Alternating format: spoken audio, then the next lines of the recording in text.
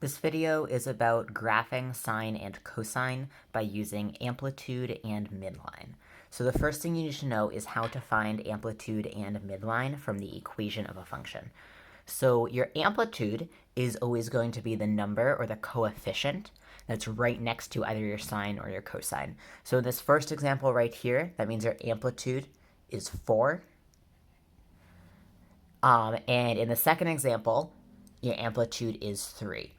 So notice that your amplitude is not necessarily the first or the last number in your function, but it is the number that's directly next to either sine or cosine.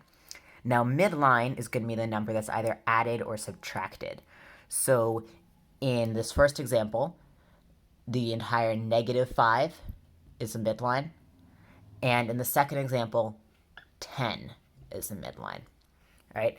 So the next thing you need to know is how to use amplitude and midline in order to find maximum and minimum of your graphs. So maximum is just your midline plus your amplitude, while minimum is just your midline minus your amplitude, and that is because amplitude is the distance between the midline and the maximum, or the midline and the minimum, so you just need to add or subtract from your midline in order to get your maximum or your minimum.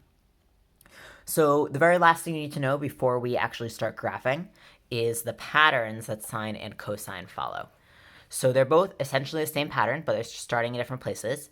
So sine is going to start with its midline, go to maximum, midline, minimum, and then repeat from there. So midline, maximum, and so on. Cosine is the same pattern, just starting with maximum. So after maximum, we have midline, minimum, midline, and keep going, just repeating. So maximum, midline, and so on. All right, so let's go ahead and actually try graphing one of these. So y equals 3 times cosine theta minus 1. So the first step is to find your amplitude, and amplitude is, of course, the number that is directly next to the cosine. So that means our 3 is going to be our amplitude, and that leaves -1 as our midline. So the next step is to go ahead and find our maximum and our minimum. So since maximum is just midline plus amplitude, we can go ahead and plug those numbers in. Midline is -1. So -1 plus our amplitude, which is 3.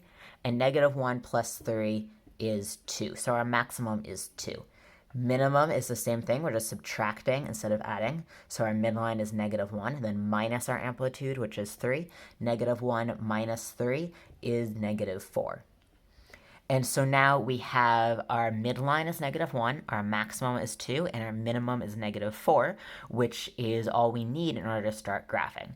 So if we look back over here, we see our cosine starts with maximum, so that's where we'll be starting as well. So since our maximum is 2, we're going to go find 0 and then go up to 2 and draw our first dot. After that, we're going to be following the pattern. So after maximum comes midline. Our midline is -1, so at pi over 2, we're going to go and plot our point at -1. After that comes minimum, and our minimum is -4. So at pi, we're going to go down to -4.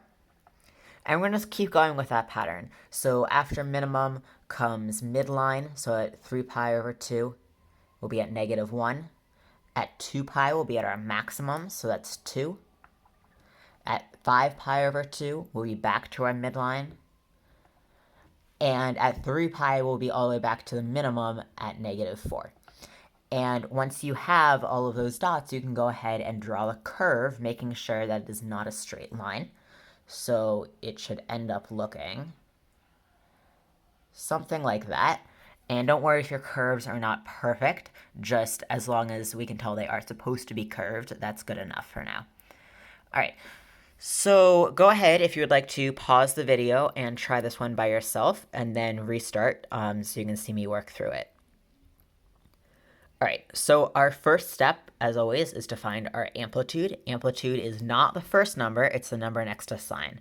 So we have our amplitude as 2, and that means that -3, since we're adding or subtracting that number, is our midline. Once we have midline and amplitude, we can find our maximum and minimum. So our maximum is our midline, which is -3, plus our amplitude, which is 2. So our maximum is -3 plus 2 is -1.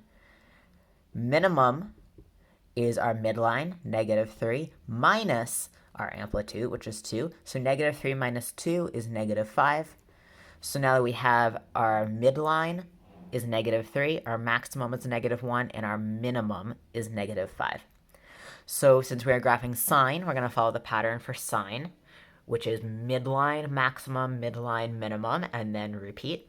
So starting with our midline, which is -3, I'm going to go to 0 down to -3 and draw our first point. At pi over 2, we'll be at our maximum. And since our maximum is -1, we'll draw our second point at pi over 2 and -1. Back to midline for pi, so that's down to -3. At 3 pi over 2, that's going to be our first minimum, so all the way down at -5. From there, we're repeating. So we're back to our midline for 2 pi, our maximum at -1 for 5 pi over 2, and our midline again for 3 pi. And again, once we have all of these dots, we can draw the curve, making sure that it is curved. And you are done.